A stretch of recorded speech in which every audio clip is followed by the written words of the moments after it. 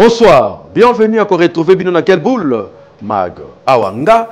Plaisir d'en raconter que vous avez belé devant votre poste téléviseur na bino, iPad, téléphone pour nous colanda biso partout surtout bande kwa diaspora kimia. Yo mena mabota na bino.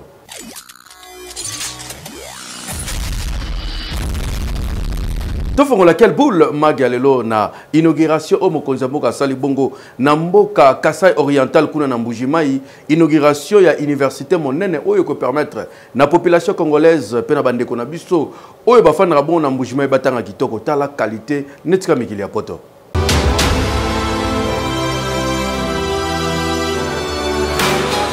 Mokonzi ya mboka Félix Antoine Tshisekedi Tshilombo a inauguré ba bâtiment moderne ya université officielle ya Mbujimai oyo ye moko akataki ruban symbolique na présence ya bakor universitaire oyo bazalaki awa ba étudiant pe batu ya ndenge na ndenge ndimelanga ike awa après avoir mokonzi ya mboka kosala discours na yezalaki tour ya recteur oyo ezali bongo Abbé Apollinaire Chibaka Chikongo oyo a reconnaîtaki volonté ya mokonzi ya mboka ya ko réhabiliter pe ko rénover université na bango awa ndimelanga ike nyonso elekanaki na ambiance moko ya kitoko lelo ba étudiant ya Grand Kasai oyo batangaka awa na université officielle de Mbujimai rien envier na ba université ya Cape Town to ba université ya Johannesburg po bango nyonso lelo bakotanga na ba même condition avec un nouveau bâtiment oyo lelo université officielle ya Mbujimai ezo compter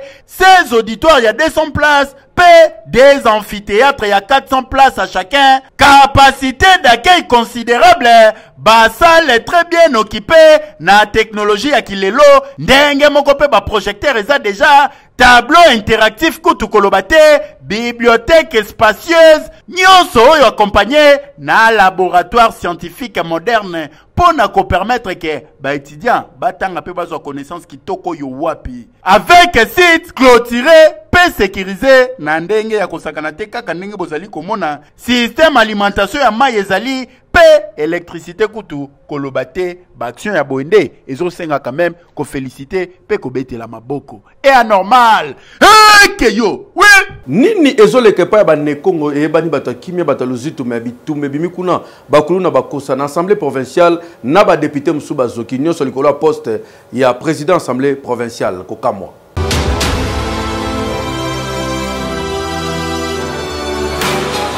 ba adultes balali balamuki ba décidé babuka bakiti na ba mesa oyo ezalaka na kati ya assemblée provinciale ya Congo Central nani akopekisa bango tala yo moko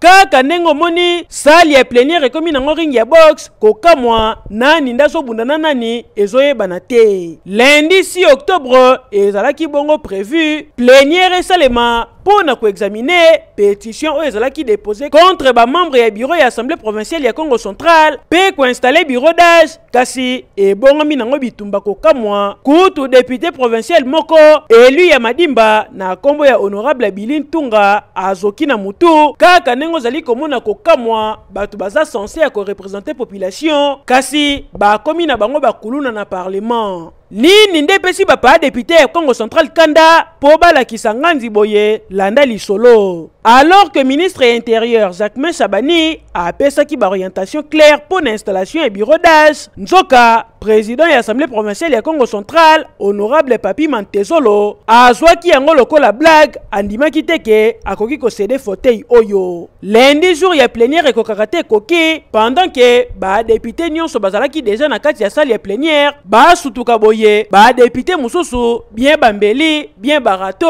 ba koti na kati ya salle ya plénière ba banda désordre na ba policier bazalaki libanda ba koki ko maîtriser bango te mbutu ke ezongi plénière ekataka te ekati na kanda wana ba député mususu ba bandi kotombola bakiti na ba mesa bazo panza po bayebi ke eza ya bango te, eza ya leta. Donc soki esengi kobongisa to pe kosomba bakiti mususu, mbongo ekouta na kesi ya leta, ba député oyo bazo représenter population na bitumba ya boye, population zo bénéficier na nini kokamwa. En tout cas, ministre intérieur Jacquemain Chabani papa mekananu kozongisa ordre na kati ya assemblée provinciale po série ya ba pétition ezo kota po na ko déstabiliser ba assemblée provinciale na ba bureau na yango ezo sunga penza te. Et normal te makambo boye. Eki violence sexuelle comme arme de guerre yango nde ba Rwandais bazo continuer ko utiliser na République démocratique du Congo zali maloba ya docteur Mukwege Denis oyo bongo na lancement ya film na ye Munganga. Ministre Patrick Mouya ya pazala ki kuna netika bozaki na biso bolanda.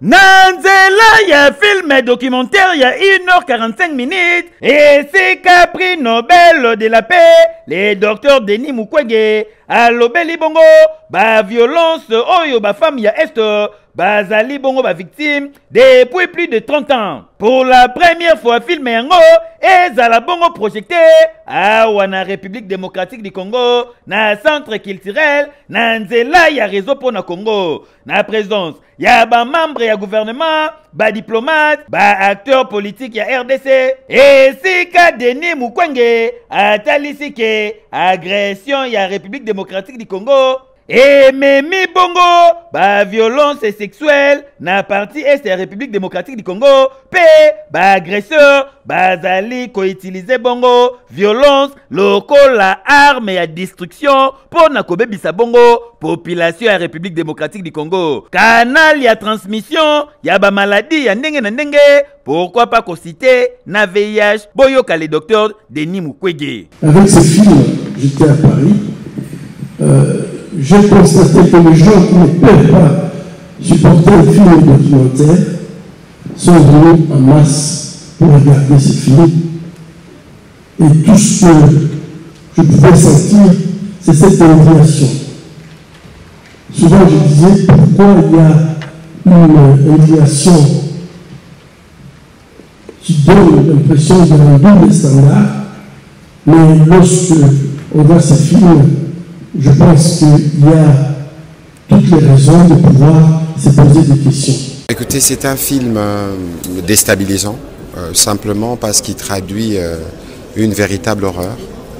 L'horreur qui a été vécue et qui continue d'être vécue par les femmes congolaises. Et donc par notre présence, nous avons voulu marquer notre soutien à cette initiative qui est partie de Madame Cynthia Pinet, une productrice française, et qui retrace à la fois la vie, le combat du docteur Mukwege, mais aussi le combat de toutes ces femmes qui résistent et qui survivent, parce que lorsque vous avez été violé, lorsque votre corps a été utilisé comme arme de guerre et que vous arrivez à rester debout, vous méritez d'être soutenu. Et donc, notre présence illustre le soutien et la détermination du gouvernement. En tout cas, ce qui otali film oyo, ezali kosenga na ba Congolais nyoso, baye bakozala na sens ya patriotisme, kotelema, koloba OFO, surtout kolakisa na communauté internationale, que guerre oyo ezali bongo injustement imposée na est ya République démocratique du Congo, ezali kokoze ba dégâts ya ndenge na ndenge, surtout ba victime, ezali ba mama pe bana mike. Ekei! Boyebi ke mokonzi mboka ya kala Joseph Kabila ba condamné bongo à mort malgré zawate, mais azali condamné à mort. Senko afanaki kimia lelo a réagi kokamwa.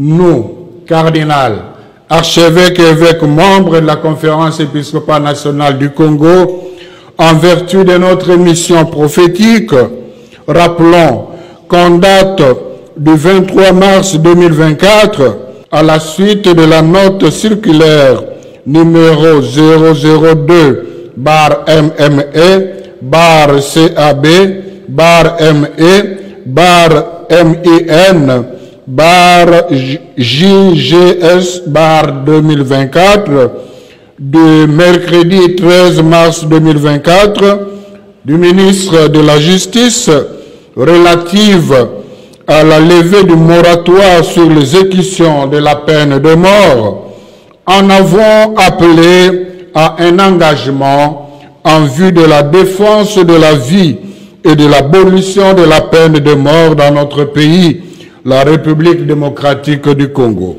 De ce fait, le moratoire devait naturellement aboutir à l'abolition et non à la reprise d'une mesure inhumaine qui, outre qu'elle constitue un échec pour une communauté digne de ce nom, blesse la dignité de la personne humaine créée à l'image de Dieu. Eu égard à ce qui précède, conscient que la peine de mort et sa logique de rétribution ne sont pas compatibles avec l'Évangile, soucieux de chercher à tout prix les voies et moyens de ramener la paix, la cohésion nationale et de garantir l'intégrité du territoire national, nous sommes horrifiés par le verdict de la haute cour militaire de Kinshasa à l'issue du procès pénal expéditif engagé contre le président honoraire Joseph Kabila, le condamnant à la peine de mort. Prophète Konde Azalaki Bongo na conférence universelle sur la paix, Bonzi Melanga Mosai Nanzambe Azali Kokota partout pour la paix na République démocratique du Congo.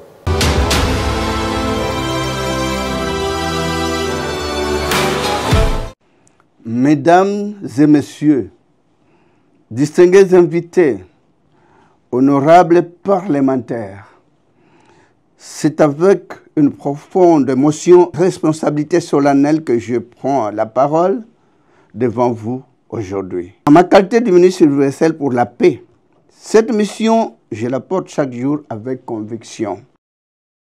Sensibiliser, éduquer, mobiliser et conscientiser pour que la paix devienne une réalité durable partout où vivent les êtres humains.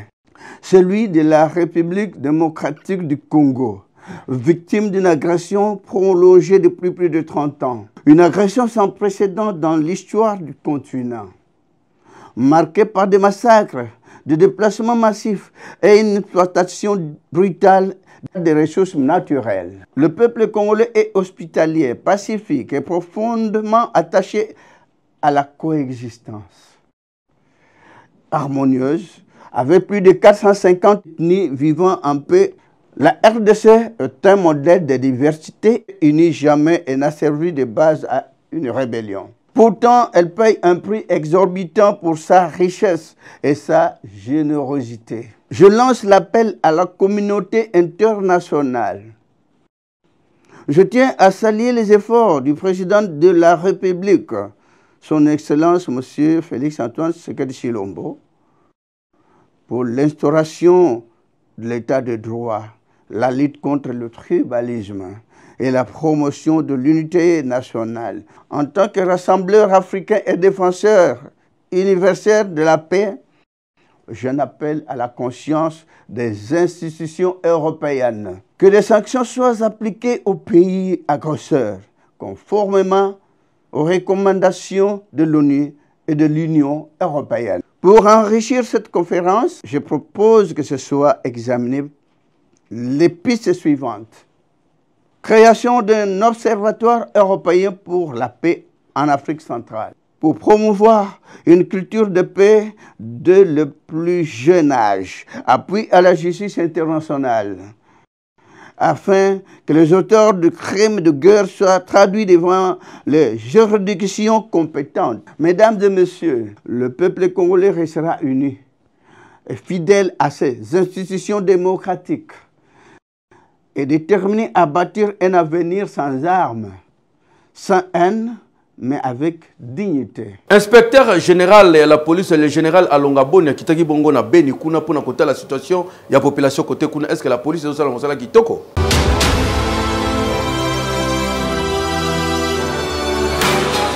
Na mission na ye ya audit, enquête, évaluation, ya ba action na kati ya service ya la police nationale congolaise, le général Patience Mouchi Diaf akiti bongo na province ya Nord Kivu na Beni na mission spéciale accompagné bongo na délégation monene ya inspection générale ya la police ayambami bongo na commissaire provincial ya PNC ya Nord Kivu le général Makambo Kimba Dieudonné après avoir kozwa bongo ba honneur militaire kaka ndenge zalaka numéro 1 ya inspection générale ya la police nationale congolaise le général Patience Mouchi Diaf atalisi ke kokita na ye na est ezali bongo po na kosala de sorte que la police bako prêter bongo mais forte na ba FRDC oyo bazali très engagé po na ko défendre bongo intégrité territoriale ya République démocratique du Congo. Comme tout policier, je suis à Beni pour sécuriser la population et leurs biens. Je suis à Beni pour prêter main forte aux forces armées de la République démocratique du Congo. Et comme inspecteur général de la police, j'ai plusieurs missions. Auditer, enquêter et évaluer les activités de service de la police nationale congolaise. En tout cas, Boyende Zalaka, agenda très chargé, na partie est et RDC, le général Patience Mouchi Diaf, très déterminé, y'a quoi accomplir mission na ye, conformément na vision ya chef de l'État, son excellence Félix Antoine Tshisekedi Tshilombo, Boyende Zalaka. Ekei! Tokende na kan Kabila, kuna honorable Norbertine Matanda ke kosunga population bazaki na ba difficulté, ya ndenge na ndenge surtout biloko ezikaki bango na incendie.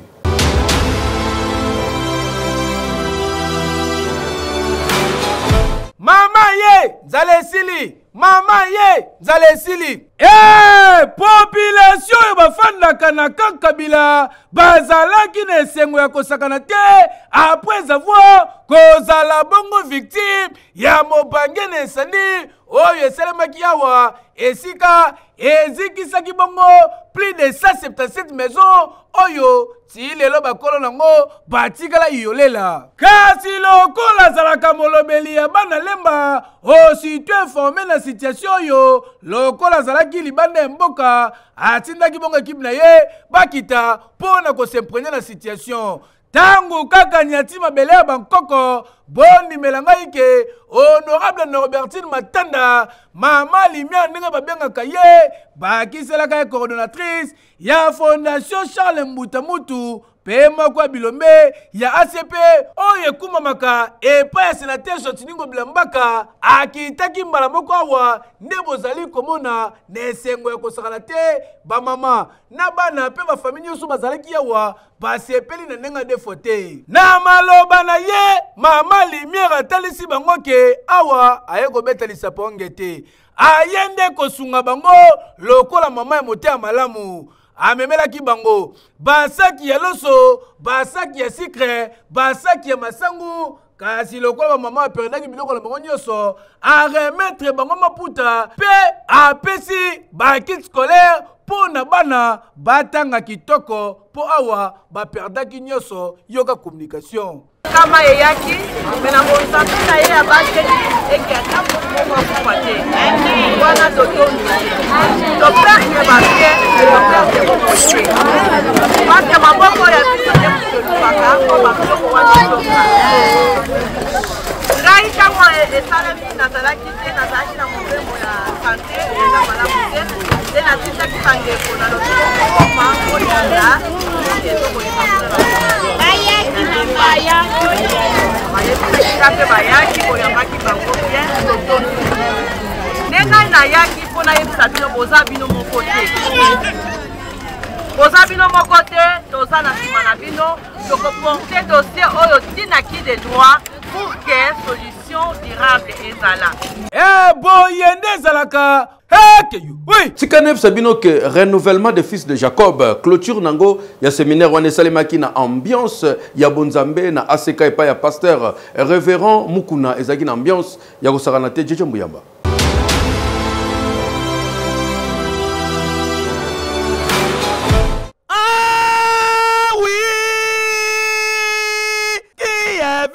Que l'évêque Pascal Mukuna Sila Louvunu Nabaou, l'Enjulu Kable, les patriarches et la grande communauté ACK, Atikala, égal à lui-même. Botala binomoko, na ambiance na ndenga defouate, na grand temple, ya ACK Bondal, et si clôture, ya convention, na combo, ya les fils de Jacob, et Salemaki, avec impact, pays idéologie. Na thème mon nene oyo, viens et vois, et si ka batu ya nenge na nenge, ba yaki na ba problème, ba zwaki ba solution, ba to ba maladie, ba zwaki ba guérison, oti kotak, po nzamba évêque, à cause à jamais. Et bandaki bongo ko banda les 2, les 3, les 4 octobre, awana ACK Bondal, et sika, bana évêque Pascal Mukuna, oyo ateyi bangoli lo bayankolo, bakoli, bakoma ba responsable,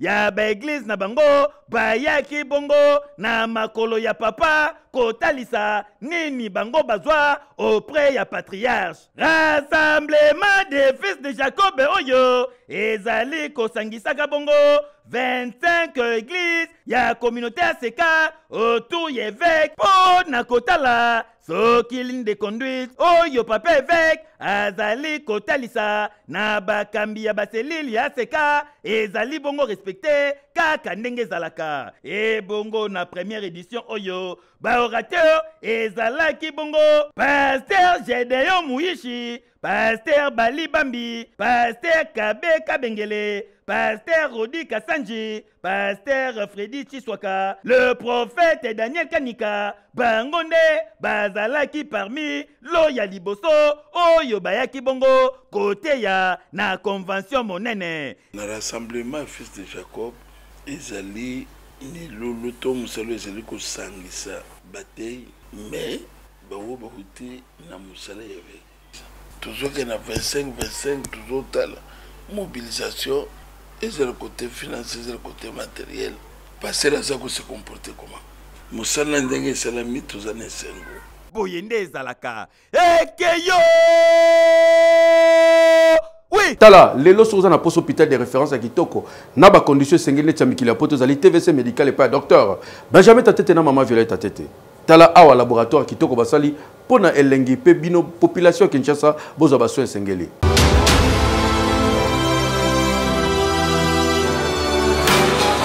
Ah oui!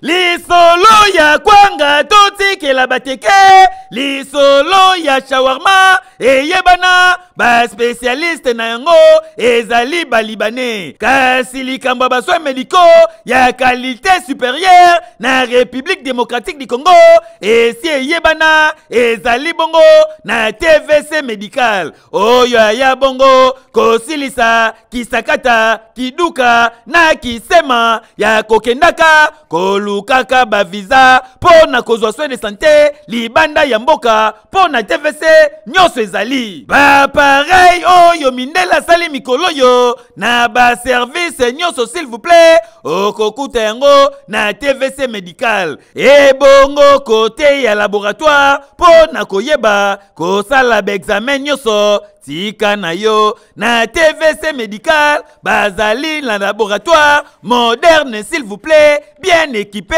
na ba appareil ya ndenge na ndenge oyo okokuta yango nulle part ailleurs. Boyoka Monsieur Jacques Bakwabana oyo azali bongo biologiste médical pe chef ya laboratoire na TVC médical ndenge apesi ba éclaircissement tozana ba matériel nyonso ekoki pona bato tosalaka ba examen nyonso awa tozana ba service locaux la hématologie service locaux la ya parasitologie immunologie bactériologie tozala sous na ba service mususu oyo na place mususu basalaka yango te yango na banque de sang pesali to transfusaka to tchaka makila soki possibilité esengi to tcha yango yango wana to bengi bino pe boya na service na biso laboratoire na biso spécialisé bino moko bomoni ba matériel oyo na kati wana matériel oyo awa te nouvelle génération boya bokozala dessus te tokosala bino musala na ndenge sengeni papa mama tika na yebisa yo lelo solution ya makambo tali souci ya santé ya bakongolais. Adresse eza se moko na Kenge 77 na commune ya Ngiringiri na TVC médical. Couple Tatete, Docteur Benjamin Tatete, Maman Violette Tatete, Maman Moulou. Merci pour na befort, bosala ka di jour au jour pour na ko assurer soins de santé à qualité supérieure et pas ya ba congolais. Boyende ezalaka. Ekeyo! Oui! Modèle ba déranger qui population na ko zokisa ko kata na machette. Nzoka la police fandela ki bango kusa bakangi bango. Toza commune na Selembao.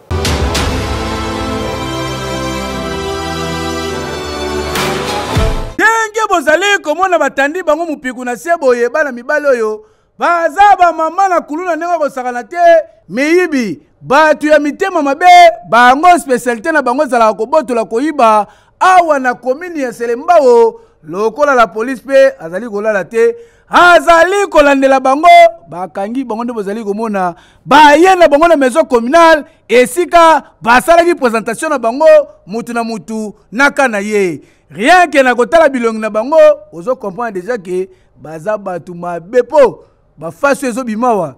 Et la saka misala ba salaka, yo communication. Toujours ça la ba sacrifice ndenge nyonso. Oyo et notre échantillon. Soki to landi yango depuis toujours na Selembao, statistique ezali kolokoleka. Pona bazo to kangi pe to transférer. O militaire on demoni wana avant na matadi mayo. Adam to compagnie musique yakuna. Biso toujours ressuscité à cause na bango bazui moyen ko vivre car na ndako ya bato. Ça ne va pas. Alors il y a des échantillons où ils vont condamner pour servir d'exemple ba mosusu. Chance le corps ya biki mais ya kende ba condamner. O ya landi comment on a si mabele. Si mabele. Azali kuluna moko répété côté ya Bumbu, côté ya Makala, na côté ya Petit Sayo. Soto kena ekuna ba kotumbaye. Nous sommes là mais nous sommes là pour travailler avec les bâtonneurs, soit vivre la quiétude. Il faut aussi pas s'impliquer, pas aider la police. La police est partout même au matin. Population ya commune ya Selembao balobi longonya na musala la police ali ko sala dengi akangeli bango ben civique oyo. Kasi ya pas ezali ke après quelques jours ou quelques mois bazo bimaka sulibanda. Tango bazo yaka bazo doubler ba effort et surtout ba action bande ko sala kala ba sala ngo fois 1000 et normal te yango ba sengi cette fois-ci nde bazo kende boye bali ba mona bango lisusu te po basa belema dangereux et anene hakeyo oui commémoration il y a 104 ans il y a disparition il y a papa Simon Kimbangu Kiangani ezala ki fêté na église Kimbangu c'est net ka bozala ki na biso.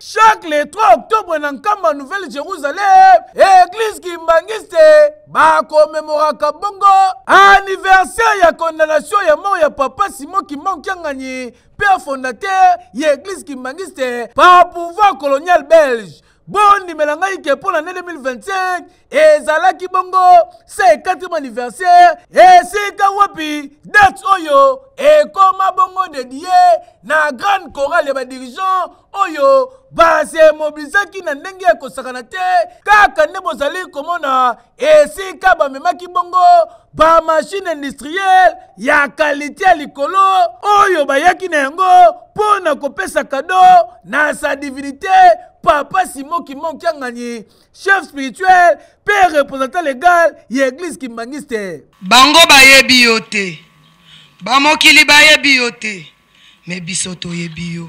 Tata Molimo Santo, lokola bisoto yebi yo. Mokanda mwanzambe molobi ete, oyo atiake likia na ye na nkolo azali lokola ngomba ya Sioni, oye ningana kate. Biso lokola toyebi ete tozali na nzambe na biso. Akoyokisa biso soni te papa. Ata na nzembo toyembelaka yo. Ata na misala tosalelaka yo papa.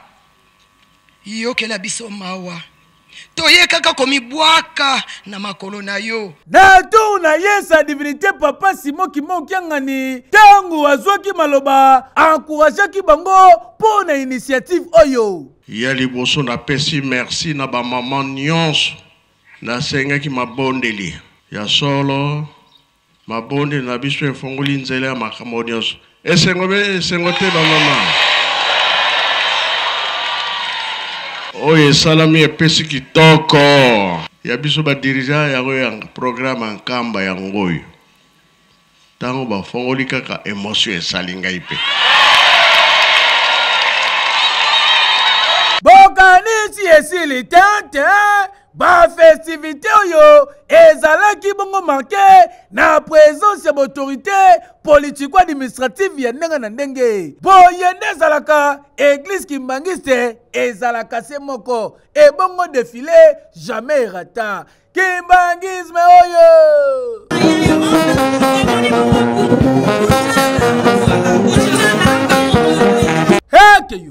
Na 500 fois pamba beta winner okoma mvandeza possible boyib sangai nini esalami lelo na tirage netika bozaki na biso.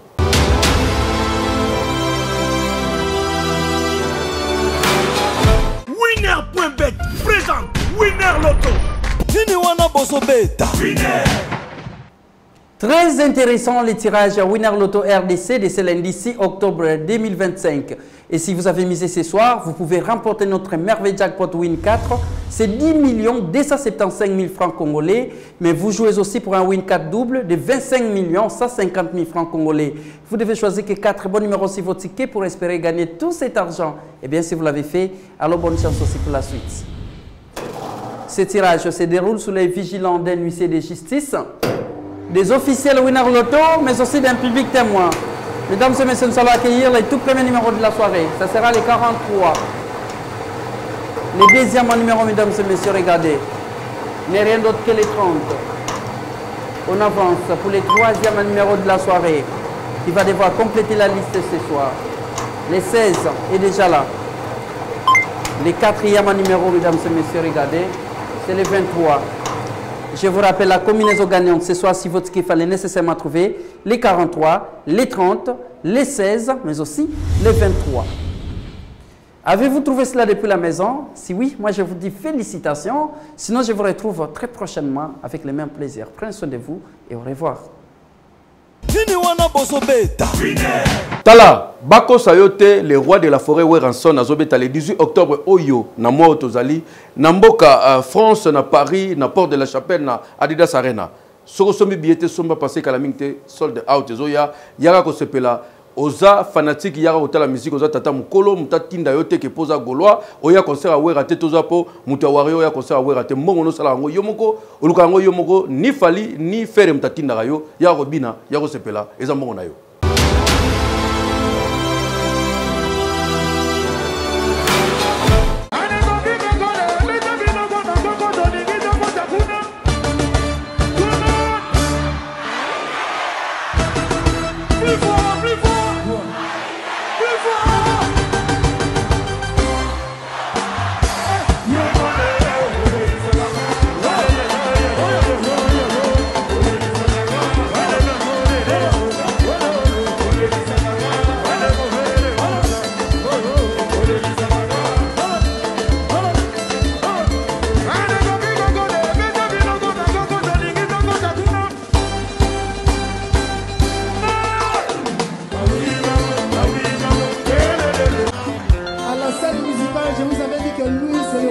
Vous avez compris que c'est le roi de la forêt. Applaudissez pour le Congo et pour le roi de la forêt.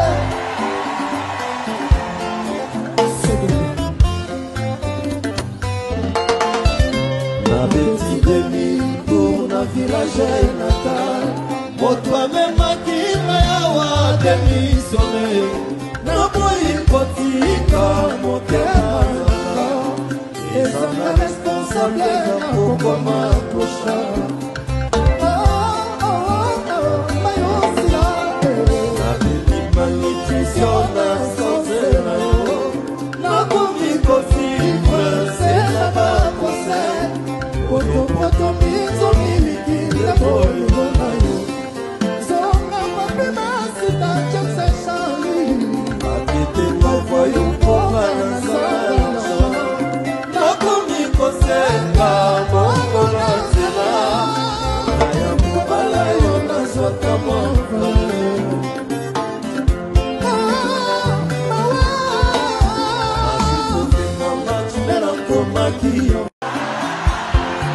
Voilà, tokomi na suka quel boule mag. Kimia e mena mabota na bino. Ba mama e, boa kitoko wapi tikana souhaiter bon retour au pays na ami de longue date Miralo Mirelo le kundo azali moninga nanga. Auti bongo mboka Belgique motema pe bolingo ya papa na biso Oscar VK azali ko célébrer pe azali ko sepela awa na Kinshasa ba fête pe makamane na ndenge retour kitoko pona yo Miralo le kunda. Mo sa pembe. Eke yo. Oui.